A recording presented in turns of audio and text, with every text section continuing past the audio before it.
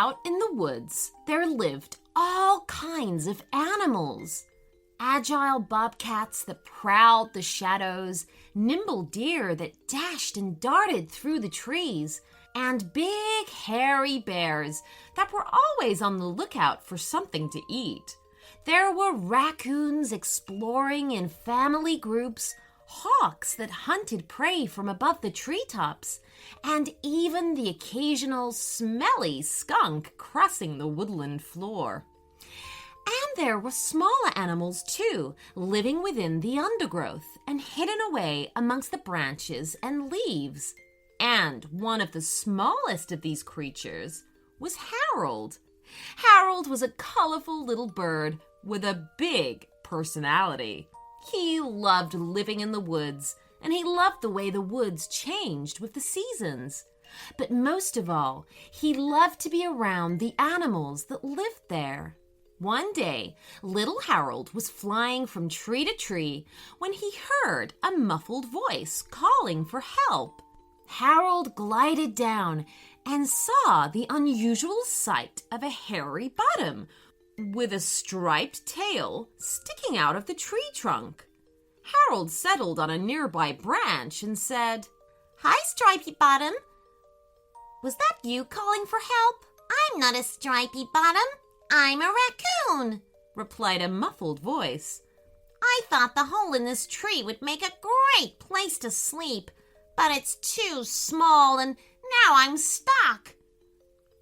"I see," said Harold. "Let me see if I can help." And so little Harold jumped from the branch, took hold of the raccoon's stripy tail in his tiny feet, and flapped his wings as hard as he could. But no matter how hard he pulled, he couldn't pull that raccoon from the hole in the tree. Said Harold. "I'm going to need to think of something else." At that moment, a woodpecker flew by. Harold took after it, shouting, "Excuse me! Excuse me!" "What is it?" said the woodpecker, coming to a stop on the branch of a sycamore tree. "Could you please help?" asked Harold. "That poor raccoon is stuck in a hole in that tree, but your mighty beak just might be the thing to free her." "Oh, you've asked so nicely," said the woodpecker. "Of course I'll help." And so the woodpecker inspected the half of the raccoon that he could see and set about pecking the wood to make the hole larger. In no time at all, the poor raccoon was free. "Oh, thank you," said Harold to the woodpecker. "And thank you both," said the relieved raccoon. A little later, Harold was flying near a gentle stream when he heard a quiet call for help. Swooping down revealed the strange sight of a headless creature in the water, trapped between a rock and a large floating branch. Harold settled upon the rock and said, "Hi, headless creature. Was that you calling for help?" "I'm not a headless creature.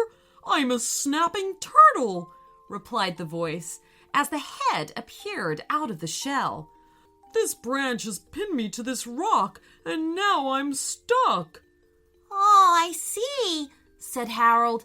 "Let me see if I can help." And so little Harold jumped from the rock, gripped the floating branch in his tiny feet, and flapped his wings as hard as he could. But no matter how hard he tried, he couldn't push that branch away from the turtle. Said Harold. "I'm going to need to think of something else." Downstream, Harold caught the sight of a beaver. He flew towards it, calling, "Excuse me! Excuse me!" "What is it?" said the beaver, coming to a stop midstream. "Please, could you help me?" asked Harold. "The poor turtle is stuck between a rock and a branch, but your mighty teeth just might be the thing to free him." "Well, you've asked so nicely," said the beaver. "Of course I'll help." And so the beaver inspected the sandwiched turtle and set about chewing the branch into pieces. In no time at all, the poor snapping turtle was free. "Thank thank you, said Harold to the beaver. Oh, and thank you both, said the grateful turtle. A little later, Harold was flying over a cherry tree when he heard a tiny call for help. Dropping down revealed the odd sight of an upside-down animal stood on the underside of a branch. Harold settled on the branch's top and said, Hi, upside-down animal. Was that you calling for help? I'm not an upside-down animal. I'm a chipmunk, replied the voice as the body twisted to get a better glimpse of Harold.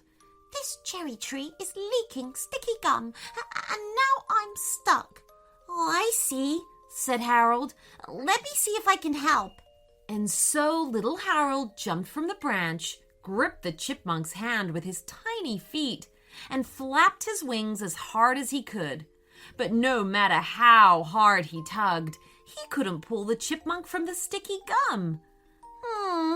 Said Harold. I'm going to need to think of something else.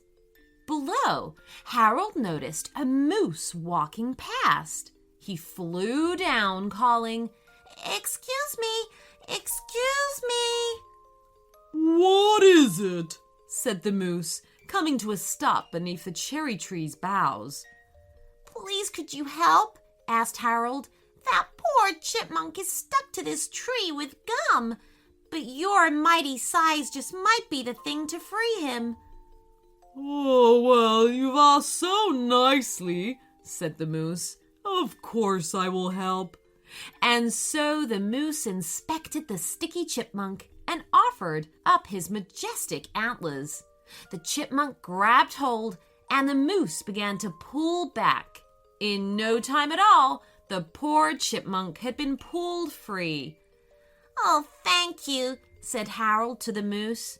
And thank you both, said the happy chipmunk. In the days that followed, the leaves began to turn yellow and orange and red, and a colder wind began to blow down from the north. Not long after, frost would cover the ground, and ice could be seen on small pools of water. The ground became hard as the woodland prepared itself for the first flakes of snow. Little Harold's body shivered in the cold as he thought about the freeze that was coming.